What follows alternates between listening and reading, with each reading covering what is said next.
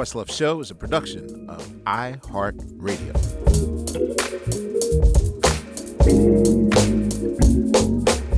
Hey, Chelsea. Welcome to the Questlove Show. How are you today? I'm good. I like the looks of where you are. It looks like it is a marijuana infused dark room. I am so not that person. I am. Yeah. No, here at 30 Rock, the lighting is rather harsh. So I kind of need nap friendly lights, Not to be totally in the dark, but if I want to take a nap. This I sleep in red lights when I'm home, and Okay, well, good for you. That's not uncommon. That's good for you. it is good for you. Yes, it is good for you. Red light therapy, baby. Red light therapy. We all need some. We do need some. No, this calms me down. I mean, I could just tell people this is my preference, but Tariq, my partner in the Roots, his place looks like, it's like a top of a penthouse building. Like he should be my designer. This is like some college room. I'm missing everything. Everything's here but a bong. Right. So But it looks like there is a bong in that room. So I'll pretend that there is for my own sake. next go around, yes, I will have a bong for you. No, there's scented candles. That's all there is here. Okay, so this is what I want to know. What time did you wake up this morning? 6:12 a.m.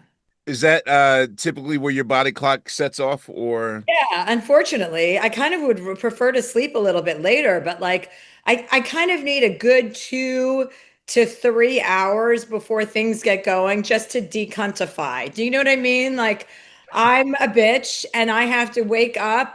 I write in my gratitude journal that's now on my phone, so that's a lot easier than writing because I've lost the aptitude for writing or the right, desire. It right, hurts. So I do my little gratitude. I say everything I'm grateful for, even if, I'm not feeling great. Then I meditate for 20 minutes. I play with my dog. I let him out. And I just slowly come to. You know what I mean? I I got need you. a good 2 hour, 2 to 3 hour lead time to start ahead of everyone else to start my day. So yes, wherever I am in the world, typically I wake up pretty early. Okay, so that's for your first 15 minutes. But what I want to know is what was the last half hour of your day last night? Last half hour, I went to this tech conference or like this kind of tech gathering. So I came home from that pretty early. I was home by like 9:30. I came home from that. I got into bed. I put on what is that show? Oh, I put on Charlie Sheen's documentary. And then that's like background noise. So I'm not really watching it, but I just kind of like the TV to lull me into sleep. And then while that's happening, I'm checking my phone, returning my emails, looking. I just announced I'm doing a big stand-up tour next year. So I looked at my ticket counts because it just went on sale. So I perused that. Then I looked at my emails. I look at my day tomorrow. And then I just put my eye shades on. I put my rain machine on so that I have the thunderstorm going. And then Charlie Sheen. And then usually about like 10 minutes of whatever background TV I have on after I put my eye shades on, I turn off. And then I'm usually done.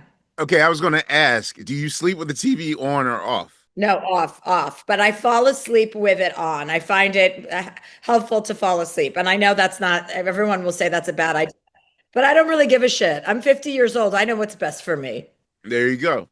During the what I'll say in air quotes, the first cycle, I used to always sleep to the news just to make sure that we were all in one piece the next morning.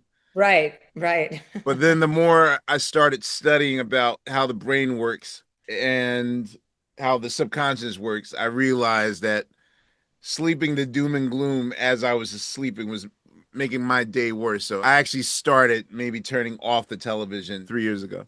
Yeah, I mean, in general, it's probably a good prevent like not to watch the news at all. I mean, there's really nothing that we're gaining from watching that. Listening Exactly. to a podcast, a political podcast, I find is much less damaging, especially while you're out and driving. There's something about driving and listening to the news that is less damaging to your system than actually just sitting on your couch and watching the news. So the way that I take in information, like if the Roots have a difficult song to master, or if I have to do something that requires like memory, I'll actually sleep to that loop. Oh yeah. When That's you're in your sleepy, tired theta state, that's where you retain. But I also believe that when you're driving, that's the equivalent of sleeping because you're still in your subconscious state, even though you're aware and driving. But I tend to read a lot of audiobooks and listen to podcasts while driving because I'll retain the information better. I don't know why. I love driving. And you live in California? Yeah, I live in LA, so there's a lot of traffic here and that's lame, but it's so nice to know when I can leave somewhere and it's like a 45-minute drive, not sitting in traffic, but an actual 45-minute drive like that. I can go up to Mulholland and look at the views and have a long ride with myself. Okay. Like that's my vibe. People are often shocked that when I get to LA, I want to drive myself. Anywhere else, you'll do the typical have an SUV person drive you to where you got to go. But whenever an album was complete, I would go up the Pacific Coast Highway and test the material because for me, if it works on that drive, then it works elsewhere. So it's a therapeutic thing for me. But I never heard a person that lives in California appreciate. Like I thought I was the only one. People look at me like, "Wait, you like to drive?" And I thought I was the only one. So I'm glad to know that. Yeah, You know. I don't prefer, I like, if I'm in New York City, I prefer to be driven. If I'm in LA, I prefer to drive. Okay, so how old were you when you realized you had a gift, be it charisma or organizational skills or Well, manipulative charm or it's definitely not organizational skills. I've never realized anything about that. In fact, I mean, yeah, I don't have that. I have no logistical expertise, no domesticity. I think I realized I was precocious and that I got attention for that. And I was the youngest of six children. So, like, to me, that was an avenue to get what I wanted, was to be kind of bold and brazen and say the things that nobody would accept a little 5 or 6 year old girl to say. And I got rewarded a lot from my three brothers because they thought it was so funny because I was obnoxious. And they'd be like, go up and tell that guy that he's an idiot. And I'd be like, no problem. And then I'd go and tell them and they'd be laughing. Like they made me do stuff like that all the time. And I loved their reaction to that. So then that became my commodity. Like I became that kind of personality and I leaned into it pretty hard. six siblings? Five siblings. I'm the youngest of six. Can you rank them in order? Yes, I can. Rank your siblings in order. Chet, Roy, Glenn, Simone, Shoshana, Chelsea. I don't mean by age. I mean by closeness. Sorry. I thought you Or meant or all my brothers and sisters. I'm like, fuck it, I hope so. Uh, what skill set does each sibling have that you admire the most? I won't make you rank okay. them in order. Okay, well, my oldest brother, not to be a bummer, but he died when I was 9 years old. So he's out of the picture, but I still count him as my brother because obviously He's my still your second brother. Yes. my second oldest brother, Roy, is a chef, and he is the biggest teddy bear in the world. He was the chef on Chelsea Lately. He was the chef on my Netflix show. He's the one you just always want around. He's like a party favor. Roy is the sweetest, most gentle man. Like we just all love him. I mean, my sisters and I are like, that's our teddy bear. Then there's Glenn, my other brother, who's very intelligent, but also slightly misogynist. And like he's married to a Russian woman who's a real Putin sympathizer. So I have a little of a bit of a challenging relationship with that part of the family. I spent my last 25 years going on vacation with my whole family. Like I take a lot of pleasure in like taking my whole family away. And after like 4 years ago, I was like, I'm wrapped. I was like, I didn't marry this woman, Olga. You did. You go on vacation with her. I no longer want to finance a vacation where I'm listening to Russian state propaganda. So that relationship's a little bit, it's got some friction. Got Then my sisters are Simone and Shoshana. My sister's a healthcare attorney, and my other sister has her own ear piercing company in New Jersey. And the girls are always real tight. Our whole family's pretty close and communicative. Are you the family alpha? Yes, You're the organizer? definitely. Okay, so Thanksgiving time. When does Thanksgiving start for you? Well, Thanksgiving time starts for me by telling my family we're not celebrating together this year. Leave me out of it. I don't care about holidays. I don't care about Christmas. I don't like being told when to celebrate. Wait, So, seriously? yeah, I find that all very annoying. Like, I want to celebrate. I want to have a life when I want to have a life. I don't like when people are like, okay, today is Thanksgiving. I'm just not into it. So what do you do on Thanksgiving? Whatever the hell I feel like, I hopefully ski somewhere. But yeah, or I'll go to a friend's house. Like, I just don't like it to be, I don't like the formality of that. I want it to be casual and I'm going to do my own thing. But we do vacation several times. I mean, we usually vacation over Christmas, like for a long week. And then in the summer, we'll go to Martha's Vineyard or something, typically speaking. Although in the last couple of years, like I just said, I've kind of taken ownership over my holidays again, and I'm vacationing less with my family and more with myself. Wow, okay. That's impressive. Man, I can't even imagine. Wait, and both parents are Dead. okay. So you're technically all right, so it's just your siblings in your world. Yeah, my siblings, all my nieces and nephews. There's like 8 nieces and nephews. Got it. You said now you're even preparing for your set. Like I always thought with songwriters, it's like my friends have to take a year or two off so they can go live a life.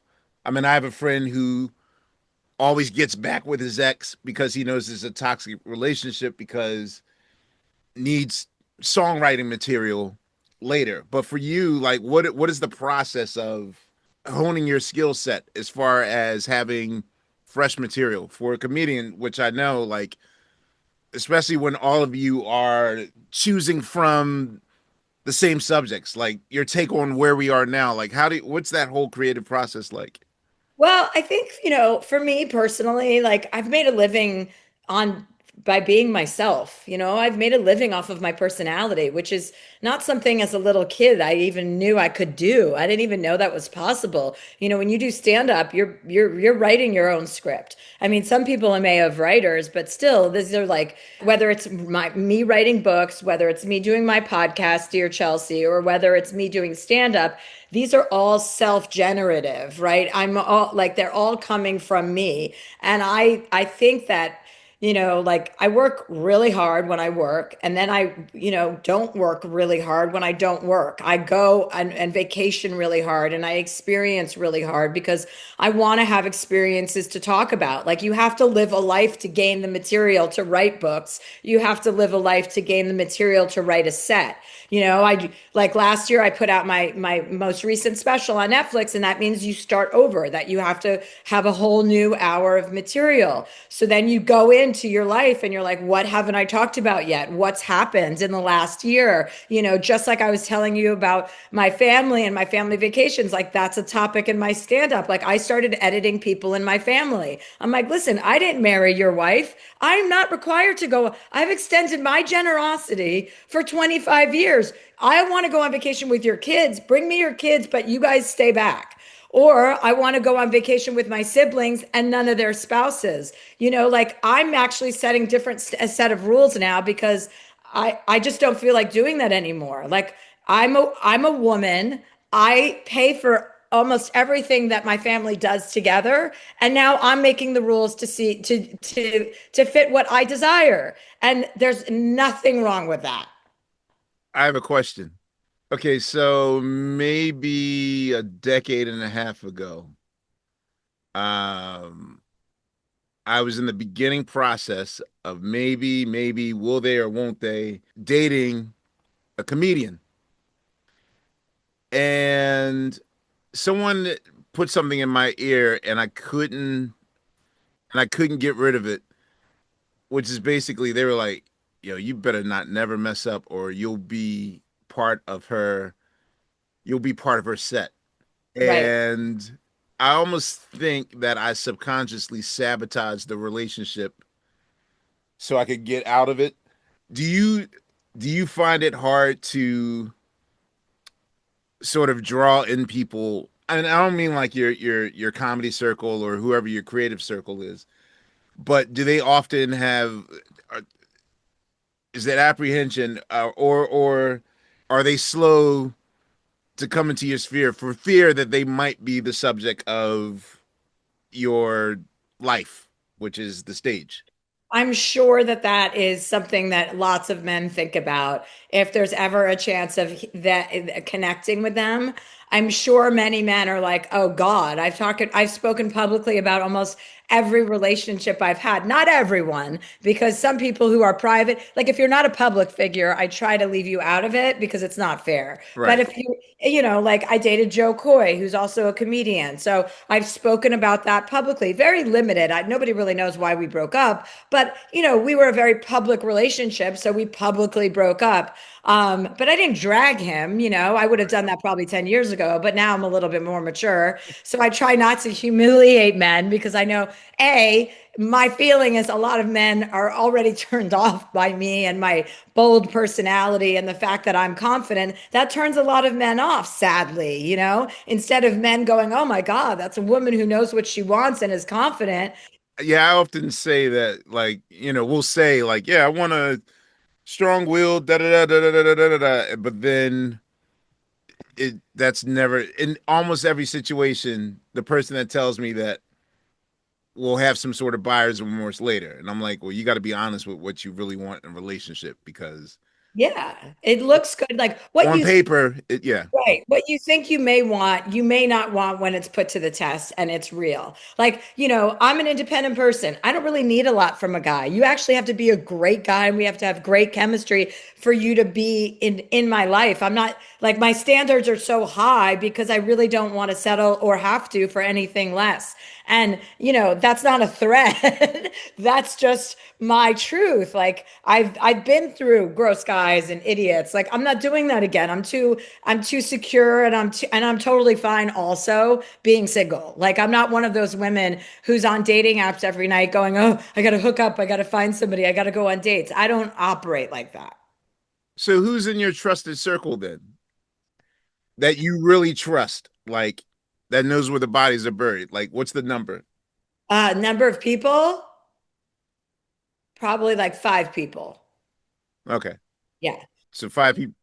But you know, I'm not like a private person, obviously. I'm not precious about my privacy. I'm a very public. I've always been very public. That's kind of part of my deal, you know. There's not a lot of mystique here because I'm always willing to talk about everything. So, it's not like I have a ton of secrets. You know, they're out there. It's not like I have a ton of like hidden stuff that only certain people know about. Yeah, there's stuff that isn't public, but as far as like bodies being buried, like I would have already outed myself on that. Who's your first like life role model? Well, Bill Cosby, so that didn't work out Well, so I great. meant like hero and life, like a real life person that you know in your childhood, and then I was going to say who's your North Star as far as creativity. Yeah, like I think my sister was my hero, my oldest sister Simone, when I was growing up, because she kind of played the role of my second mother. She was my de facto mother. My parents were, you know, when you have 6 children, they're out to lunch. They were exhausted. My mom slept like a cat throughout my whole childhood. I Right. mean, they would forget to pick me up from school. I'd walk home like in the middle of a blizzard. I'd walk home and my dad would be sitting at the kitchen table reading the New York Times. I'm like, "Hello, hello." 7 and I just walked home in a snowstorm. So yeah, my sister was my hero because she was kind of the one that mediated between me and my father and my parents when our relationship was more volatile. As far as artists or creatives, you know, I grew up on the Cosby Show. Like that was my show. I wanted to be part of the family. Like I Hmm. considered myself to be a Huxtable. I wanted Rudy and Vanessa to be my sister. I wanted to fuck my brother. You know, that guy. Not my real brother, but my brother on the show.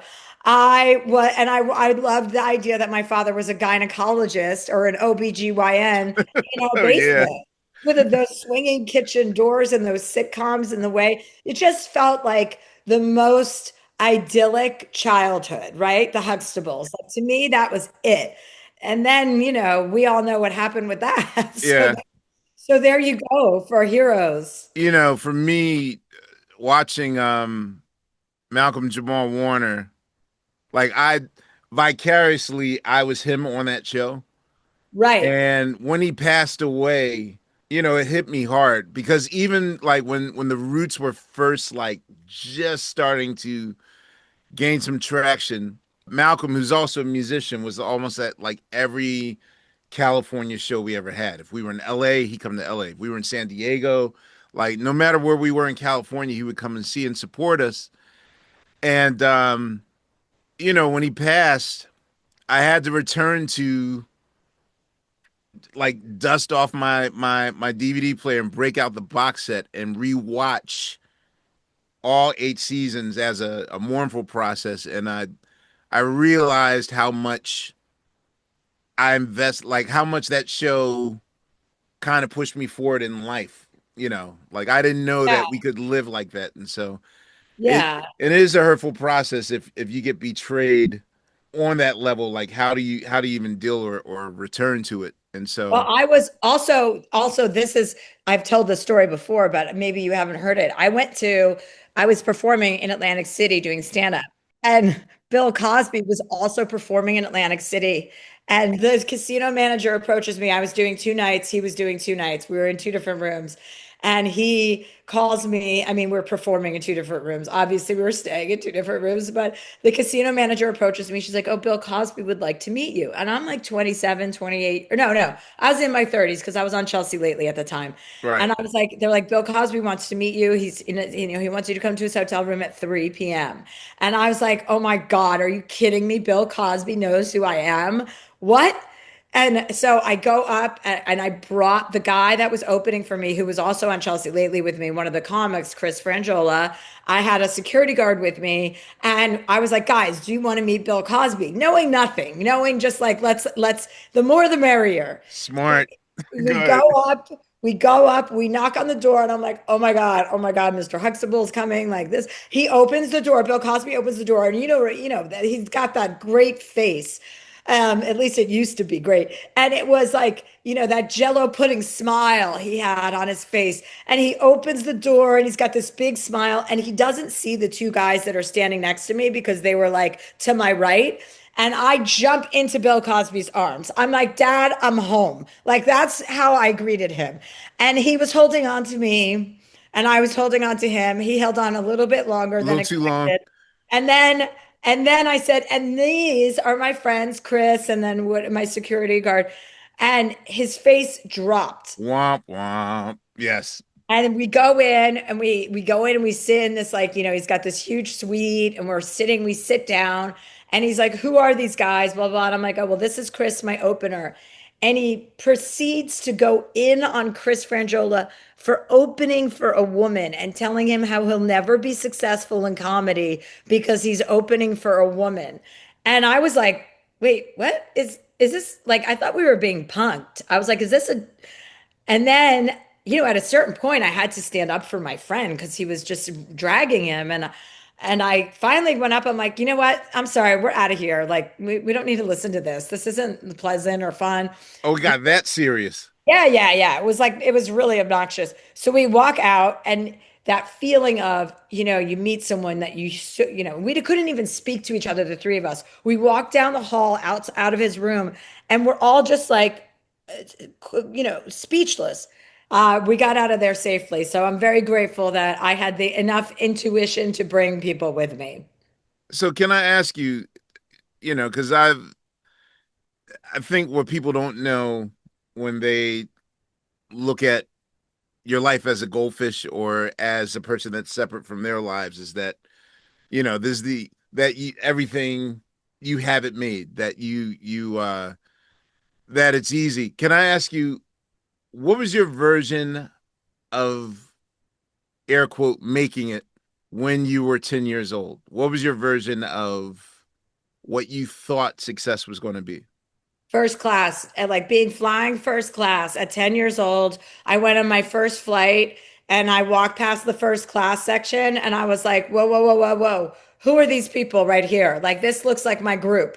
And my mother was like, "Keep walking, sweetheart. That is not our group. That will never be our group. We have 6 children. We will never be able to afford to fly first class." And I was like, "Fuck that shit." I'm like, "The next time I fly, that's where I'm sitting." And it took me about 3 years of saving up babysitting money and lemonade stand money. But when I took my next flight, I was 13 years old, and guess who sat in 2C while my family sat all the way in coach? Wait, Did you do this independent of them as well? Yes, I went down the street. We had a neighbor who was a travel agent. I bought my own first class ticket. It was something like $1,800. It was like it would have been 1988 because I was 13. Where were you flying from? We were flying from Newark to LA. I had grandparents that lived in LA, and I bought my own first class ticket. And I didn't tell anyone because I was flying with my two brothers, Glenn and Roy. And I could not wait to see the looks on their faces when I sat down in my seat. I couldn't wait. And when I did, I stopped and I was like, 13 years old, but acting like I was, 40. I was like a businesswoman. I had a briefcase. I was like, I'm going to California. I had You kitten heels you had to on. dress up back then, correct? Yeah, yeah, yeah. Yeah. Well, you didn't have to, but I wanted to. I was told you had to dress up if you said I had to wear suits That until was, yeah, that was like the 70s. Yeah, I guess that was the 80s too when people dressed up. But I was like, and I sat down in 2C. My brothers thought I was joking. I put my little briefcase in the overhead bin with my little Barbie, backpack. And for my week in California, we were going to Disneyland. And my brothers are like looking at me, and I just showed them my ticket. And I was like, I'll see you cunts at the end of the flight. And then they went back to coach where they belonged. And at one point, my brother came up to the first class, like we were up in the air for like an hour. I'm enjoying a glass of champagne because they don't know how old I am. And my brother comes up to my seat and he's like, "You can't do that. You can't do that." I go, "I can't do what?" He goes, "You can't fly first class without giving it to, you can't buy a first class ticket and not give it to one of us or mom." And I'm like, "Are you?" I go, "What? Are you serious? Get the fuck out of my face." I'm like, "You're 10 years older than me. I'm 13. You're 23 years old. And I figured out how to do this before you did. No, thank you, sir." And I'm like, "I don't even know how you got up in this section. Go back to your row, please." behind the curtain. Yeah, get back behind the curtain. What unfair rule was implemented in your childhood? Rule or roll? Rule. Uh don't go out past 11, Oh. Well, I don't know if this wasn't, I don't know if this was unfair, but I got caught. When my girlfriends and I were like 8 years old, we did what was called the feeling, where you would basically masturbate, but over your clothes. So everyone would call, you would just like rub your vagina, but over your jeans. Actually, the thicker the material, the better the traction. So you wanted more traction. So you would never actually touch your vagina directly, but we would do it in school. We would use rulers. We would just all be like, "Are you going to get the feeling during math class?" Like whenever we could try and hide it. So I got pretty confident about getting the feeling. I'd go home and I'd lie down in front of like an ottoman and kind of shade my body so that I could like, just watch General Hospital and masturbate the whole time. And then my parents caught me. And I guess they had known for some time that I was doing it, but I thought it was unfair for them. They were like, "You cannot masturbate in the living room anymore." They shamed you. Yeah, yeah, totally shamed me because I was starting to use appliances like spoons, like a wooden spoon, or, I would see a corner of a wall and I'd go up to that. I was getting a little carried away, in truth. So they told me I couldn't masturbate at home anymore, or no, in the living room. They're like, "If you want to do that, save it for the privacy of your own room." And I thought that was unfair because I was just experimenting with my body and finding out what my desires were. Wow, this is not the answer I was expecting. Wow. I know. So no masturbating with our utensils or I know. And also, appliances. I felt like keeping my clothes on was the first step, like that's pretty You're respectful. being yes, you're being respectful. Absolutely. Are there any mementos or toys from your childhood that you've kept this entire time? Not toys, I would say, but mementos, yes. Like, school pictures or family, lots of family stuff. Like when you have such a big family, we had like a lot of fun ridiculousness. It was always chaos and we had this summer house in Martha's Vineyard and so we had a lot of fun up there. So yeah, like and we always had dogs. Like we always had a family dog. So I have a lot of like memories from that and mementos, like pictures of my childhood dogs and stuff. But as far as like actual mementos or toys, no, I don't think I'm not like sentimental like that. Like I'm not somebody who saves a lot of stuff. All I care about is anything that's in writing, like a card or a photo. Those are the things that mean the most to me. Well, wait, you can't say that you're not sentimental because I would assume that for you, I mean, you've written 7 books, correct? Yes. 7 books, and what you do for a living is recalling the past. So, I mean, there's a part of you that has to be somewhat sentimental. Well, I mean, sentimental, it lends that word kind of means that you're holding on to the past in this So kind you're of. not a hoarder. Yeah, well, it just like, it's like I miss it, it's more of a reflective than it is sentimental. Like it's more of I mine it for material. I mean, there are parts of it that I am sentimental about, like my brother who passed away. Of course, I'm sentimental about his stuff. And I do have a couple of his things actually. But like, I find the word sentimental to mean like, oh, I get emotional when I think about things. Like a lot of things are just references and reflections that I take with me. And my past is so much a part of who I am. Like I had to be salty to survive. I had to have a big personality to be heard. And so it's part of the fabric of who I am. Can you tell me a story of the worst time you ever got in trouble in your childhood? Oh, well, I mean, there were a couple. I once had a party at my house. My dad was actually in the hospital, and I was like, perfect. We have the house free. And I was like in seventh grade, and I had a huge party at my house, and everyone just started taking stuff from my house. And the cops came, like people were stealing stuff, like pieces of furniture. And then the cops came, and when the cops came, I was like, I'm out of here too. And I left my own party and went and hid at our elementary school in the woods until they left because I didn't want to get in trouble. Wait, So you that, actually thought you could get away with? So obviously you raised on like 80s, 90s teen movies. Like you thought you yes. could get away with this? Yeah, totally. I was like, oh, if they don't see me, then they can't prove I was there. And it's like, Where were your well, parents? What did your parents do for a living? my dad was a used car dealer, and my mom was like a home health care nurse, but she didn't work. She only worked when my dad's business was doing pretty badly, which was quite often because he was a used car dealer, but he didn't have like a place of business. He just sold cars out of our driveway. So our driveway was like this big circular driveway covered in these terrible jalopies. Like there would be tire irons and tires, and everything was just strewn. It looked like the driveway, like the front yard of Sanford and Son. So they were sentimental. Well, my dad, I mean, or he just couldn't sell a car, depending on how you look at it. Got it. So wait, what happened when you got found out? Oh, I mean, I got in trouble. I mean, the police found me in the woods. Like, we were all gathered there together. We had no experience in like dodging the police or anything. Another time, another embarrassing thing. I got caught shoplifting at Sears. You remember Sears? Of I course, think I don't know if Sears still exists, maybe. But it I might. got caught shoplifting, but bras and underwear. First of all, it's like a home appliance store. So buying bras and underwear from Sears is already off. And Yeah. my girlfriend and I, Jill, got caught shoplifting, and then I had to go, and that was really shameful. Like my mom wouldn't even talk to me for a week. She was like, that is so gross that you went and stole. And my dad had to take me to these shoplifting classes where you had to get up, and the father was like, I am the father of a shoplifter. And then I had to get Did you up have and to be like, take the photo in like the were they hanging in the back, the yeah, yeah, wall of yeah. shame? And then I had to get up and be like, I am a shoplifter. And then you have to talk about what you shoplifted. And mine was like a red bra and underwear panty set. And I was in seventh grade. I mean, who's buying lingerie from Sears? Like, none of it made any sense at all. What's the last thing that you cooked for yourself? Oh, I did this the other night. I was staying with a girlfriend because my house is under construction. So I was staying with a girlfriend and she cooks. She can cook. I was staying with her for about a month and I wanted to not leave until she taught me how to cook at least one thing because I am terrible in the kitchen. I'm very bad with instructions. If you give me instructions, it's very hard for me to follow through.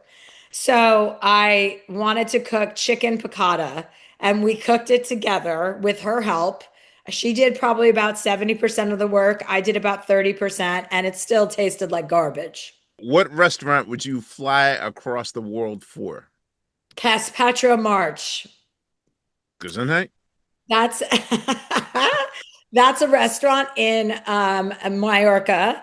In Dea, Mallorca. I have a house in Mallorca, and we go there. We ride our bikes to this restaurant. It's up this huge hill, and then you ride down, and it's right on the water. So you're sitting on the Mediterranean while you eat the most fresh fish and fried onion. They put these little fried onion rings on everything that they serve. So you get this beautiful like Dorado fish or sea bream or whatever you're into. And then they have these crispy onion rings that they put everywhere. And then you can jump off from your table into the sea. And it's this beautiful cave. I mean, it's just heaven on earth. I want to go to this. Yeah, come anytime. I'm going for the month of October, Quest. You're welcome to join me. So you're big on vacations and break and self-care. Yes. I Yes. take it. Yes. I'm a person who is notoriously known for, filling up every second of the day with I don't see it as work. It's a passion to me. But, when you start dating, you're forced to go on vacations. And, you know, it was hard for me to not work. Convince me why taking vacations are important. Oh my God. I mean, listen, there's always a little work. Like I'm always a little bit working, but like I need to just decompress. I need my life is crazy, as I'm sure yours is. All of our lives are crazy. It's just so important to get to a point where you feel recharged, where you feel like where you can just take your stress. Because, first of all, you go on vacation for a week, you don't start relaxing until like the fifth or sixth day, and then you're leaving the next day. That's why I go on vacation for a month because I take a first week to adjust and then I can actually chill out. I can read a book and concentrate. I can go on a bike ride for 2 hours without thinking about a million things. Like to me, vacation is letting your mind not run you. To me, vacation is like getting so relaxed that it doesn't matter which way the wind blows. You might go to dinner that night. You might just sit at home. You might stay in bed all day and watch TV. You might be out in the ocean all day. Like to not have a plan and let's and like see where the day takes you. That's my idea of a vacation. To not have anything regimented. What is your preferred month of not working? It could be any month. I mean, I like working during the summer because it's gotten so hot. So it's like I don't enjoy that being in the heat and vacation. That's why I'm going to Mallorca from October because it'll be cooler and it'll be more mild and it'll be less busy. So I'm going to enjoy my house there for that month. And I have some friends coming, so it's going to be nice and relaxing. But I love the winter to ski. I go to Canada in the winter to do my skiing. So I base myself out of Whistler, Canada for like 4 months in the wintertime. That's also part vacation. I mean, I do my podcast from there and I'll be on tour from there, but it's just a different kind of I like to change the channel a lot. You know what I mean? I get bored being in the same place. I find LA to be a little bit sleepy. I find New York to be much more stimulative. And then I split my time between Spain and Canada. All right. So have you ever gotten lost in another country? Yeah, all the time. I got lost on a Vespa in France for an hour and a half in a bathing suit on a freeway with 18 wheelers driving by me because I couldn't even follow directions. My friends were all on Vespas, and I was like, just had my head in the clouds. I was like, oh, I guess I'll make a left here when no one else made a left. And I got on a major freeway. I was in Biarritz, France, and I got on a major freeway and could not get off of it for miles and miles. And a Vespa only goes like 45 miles an hour at tops. Yeah. And these cars are blowing past me, beeping like, get out of the lane, get out of the lane. So I was a very dumb American on that trip. But I get lost all the time, Quest. I have no sense of direction. All right. When traveling, are you a window or an aisle seat person? It doesn't really matter. Aisle, probably because I have to pee a lot. So it's easier for me not to walk over anybody. When all is said and done, what city would you like to retire in? Probably I mean, somewhere I'd probably like to live out my last days in Mallorca. Yeah, Okay. that's pretty much my happy magic place. What is it about it? It's just so I love to be on the water. I love to hear water when I'm sleeping. I love to be in the water. I love to sail. I just love that whole vibe, like outdoorsy. And the great thing about my house in Mallorca is it's got this huge outdoor terrace. So it's like you kind of don't even have to leave the house to feel like you're part of like there's this little port and all these shops and restaurants and people are always walking back and forth. I'm bringing my dog this time so he can experience like the magic of it. We got him a life jacket so we can go into the Mediterranean and throw him off of a paddleboard or a catamaran, whatever we decide. But also New York, I think, like in terms of, New York is so stimulating that I think as you get older, that really is the place to live because you can't really. LA is too sleepy to get older. You know what I mean? I could die early here just from being so lazy. When I come here, it's almost like a rehab.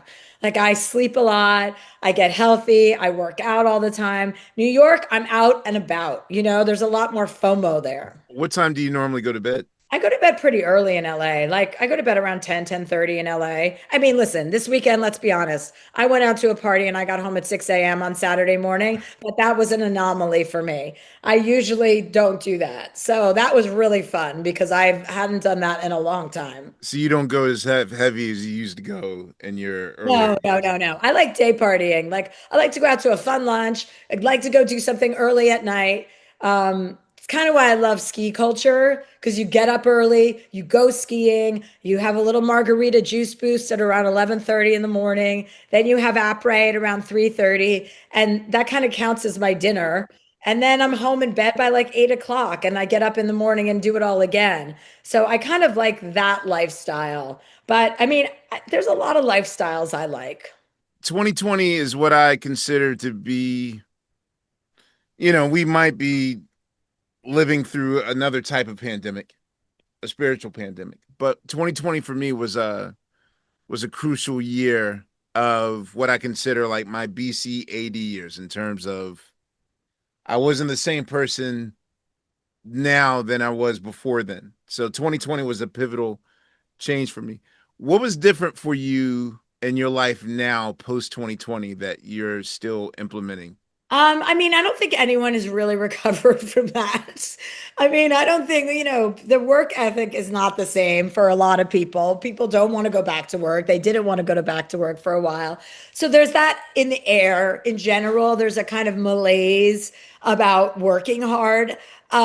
So you're not as busy now as or you weren't as hustle based now as you were before 2020? No, I didn't impact me as much. Like I mean, I grew up as a hustler, so I'm from New Jersey. Like you're not going to get that out of me, What city? Livingston.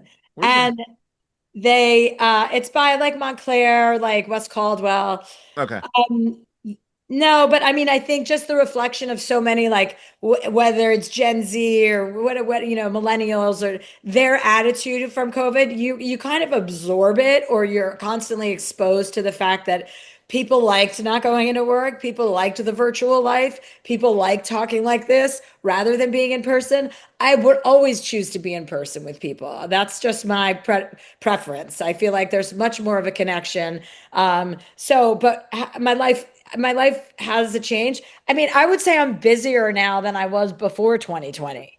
And that was like, I had like, I'm busier now without a talk show than I was when I had a talk show, which doesn't really make a lot of sense to me, but somehow it's true.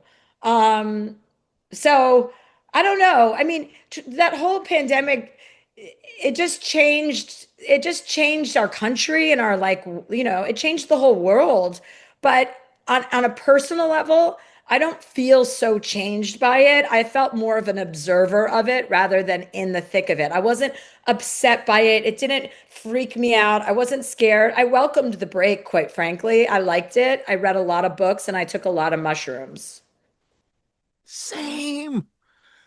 All Yeah. right, we're gonna be friends, Chelsea. What book would you say probably changed your life or was a paradigm shift for you? Mm. Or at least the author that pushed you?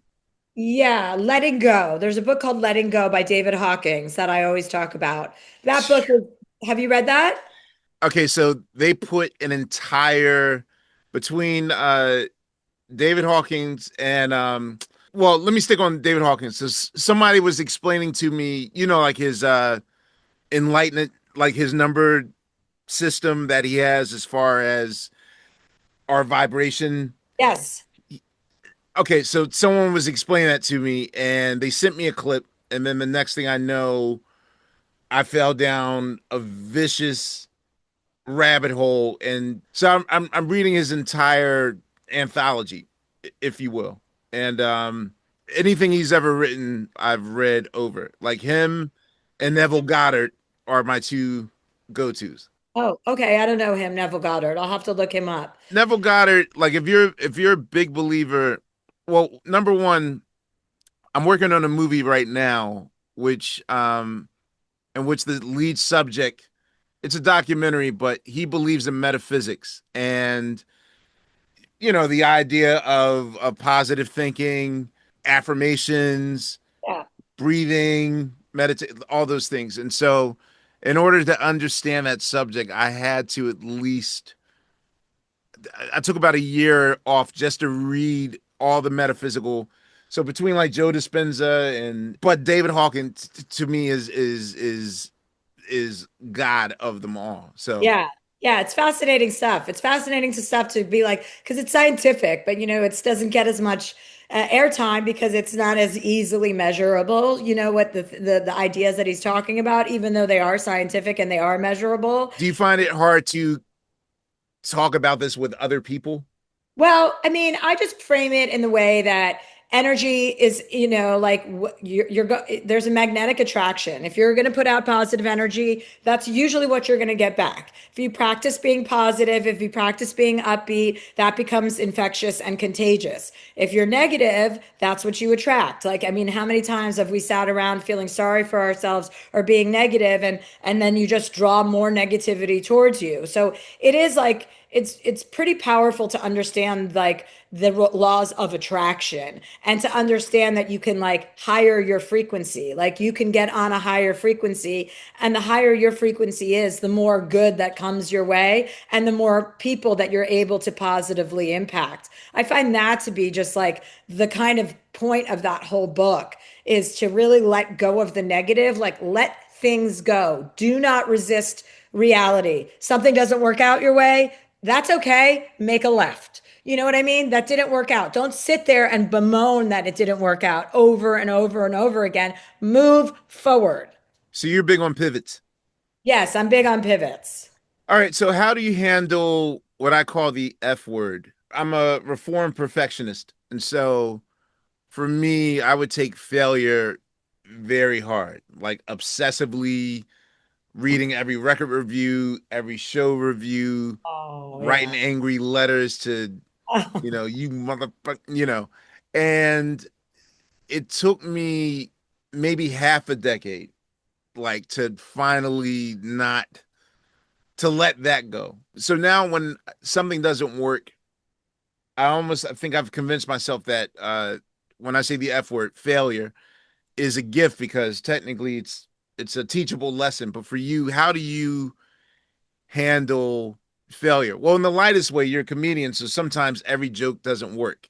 And so how do you handle it in that sense? And then I want to know, how do you handle a major perceived failure? Yeah, I mean, a joke not working is not a huge failure. That's a part of the work. Like, that's a part of trial and error. That's my job, is to test things out, see if they work, and then, let go of something if it doesn't work. As far as a failure, like, trying to do something, it not working, yeah, they can hit a little harder.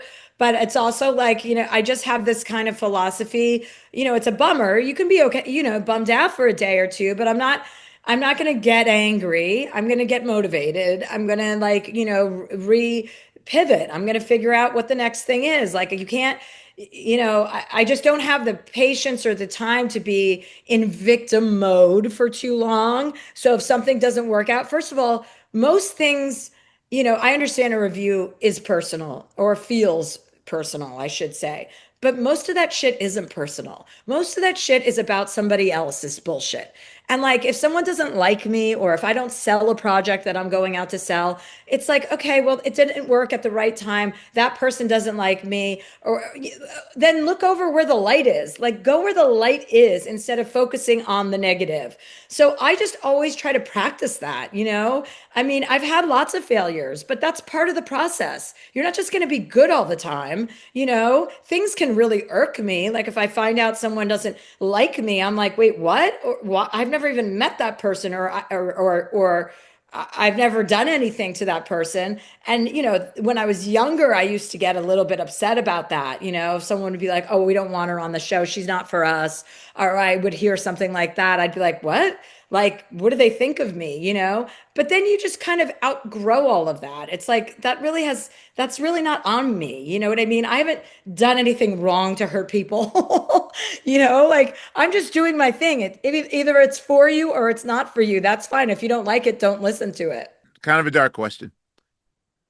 Who would you want to deliver your eulogy? Uh, it would have to be someone who knew. It would probably be my sister Simone. She wouldn't be able to do it though, because she can't even give me a birthday toast. She gets too emotional.